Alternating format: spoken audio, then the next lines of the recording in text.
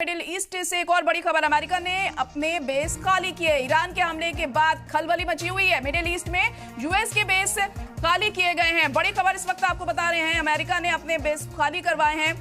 Iran के हमले के बाद खलबली देखने को मिल रही है। तो डरा हुआ है अमेरिका, ये कहना गलत नहीं होगा। भले ही उसने ये अटैक जरूर कर दिया है, खामेनेई की शहादत जरूर हो गई है यहाँ पर, अपने इस मकसद में वो कामयाब जरूर हो गया है, लेकिन डरा हुआ है अमेरिका यहाँ पर। और उससे ये साफ तौर पर नजर आ रहा है जिस तरह से वो अपने एयरबेस खाली करवा रहा है। और एक और बड़ी खबर, ईरान की इजराइल अमेरिका को बड़ी धमकी सामने आई है। ईरान ने साफ कर दिया है कि घुटनों के बल हम ला देंगे अमेरिका को, खून की आखिरी बूंद तक हम लड़ेंगे, ये ईरान ने कहा है।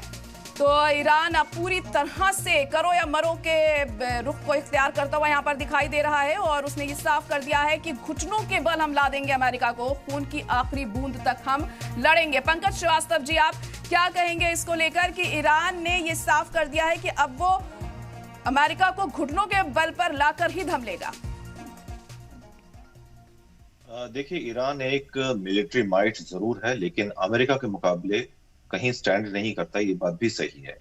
और ईरान की कोई भी बेस अमेरिका के आसपास नहीं है, जबकि अमेरिका के जो मिलिट्री बेस है वो ईरान के आसपास बहुत सारे हैं। तो ईरान इस समय अमेरिका और इजराइल द्वारा घेर लिया गया है। और अगर ये जंग आगे खींचती है जैसा कि खींचेगी, ईरान इसे अपने हाथ से निकलने नहीं देगा। लेकिन ये होगा कि आखिरी दम तक ईरान लड़ेगा, लेकिन रिसीविंग एंड पर ईरान रहेगा, अमेरिका नहीं। जैसा कि आप मिलिट्री पावर्स को अगर आप देखें और अमेरिका और इजराइल की जो रणनीतिक चालें हैं उसे देखें, तो उसे देखते हुए ये लगता है, और ये इजराइल ने बहुत पहले क्लियर कर दिया था कि हम ईरानी अवाम के खिलाफ नहीं है, हम ईरानी रिजीम के खिलाफ हैं। क्योंकि ईरानी रिजीम जैसा भी जुल्म वगैरह कर रही है, महसा अमीनी को सिर्फ बुर्का ढंग से न पहनने पर मार दिया गया था। अमेरिका ने जितने भी मुस्लिम ममालिक हैं उनको तबाह और बर्बाद किया, इसमें कोई दो राय नहीं है। लेकिन ये जो तबाही हुई थी उसके बाद ये मुल्क दोबारा खड़े नहीं हो सके। वहीं दूसरी तरफ अगर हम देखें, जापान पर 1945 में हिरोशिमा नागासाकी पर बम गिराया, 1950 से 53 तक कोरिया में युद्ध करा के जनूबी कोरिया और शुमाली कोरिया को अलग कर दिया। फिर वियतनाम में 19 वर्ष तक लड़ाई लड़ी।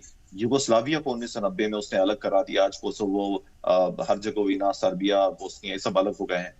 तो इन सारे देशों से, ये जितने भी देशों के नाम अभी मैंने लिए, जापान, वियतनाम, कोरिया वगैरह, इन सारे देशों से कितने दहशतगर्द निकले, कितनी तबाही और बर्बादी का आलम यहाँ पर है। ये सारे देश दोबारा से उठ खड़े हुए तरक्की के ऊपर। देखिए, किसी भी विध्वंस का जो बदला होता है, अगर आप विध्वंस से देंगे तो पूरा ही तबाह हो जाएगा सब कुछ। लेकिन इन देशों ने, जापान, कोरिया, वियतनाम और ये यूगोस्लाविया ने तबाही का बदला निर्माण से दिया। और आज देखिए इनकी इकोनॉमी कहाँ है, माली हालत इनकी कहाँ है। तो आप इल्जाम लगा सकते हैं अमेरिका पर, अमेरिका ने ऐसा किया, अपनी दादागिरी चलाए। अब उस दादागिरी का आपके पास कोई और वो विकल्प है ही नहीं। या तो आप एक मल्टीपोलर वर्ल्ड को खड़ा कर दें, जिससे कि आप अमेरिका को दूसरे तरीके से जवाब दें, क्योंकि मिलिट्री माइट में आप चीन नहीं भिड़ सकता अमेरिका से, और अमेरिका भी चीन से नहीं भिड़ सकता, क्योंकि चीन के पास भी लगभग उतने ही असलाह मौजूद हैं कि अगर दोनों में जंग होती है तो अगर चीन बर्बाद होगा तो अमेरिका भी लगभग बर्बादी की कगार पर रहेगा।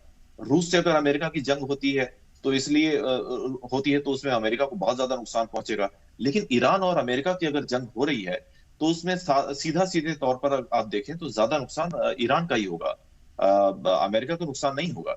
और इजराइल ये चाहता है कि यहाँ रिजीम चेंज हो, और ईरानी रिजीम, ये जो मुस्लिम रिजीम है, ये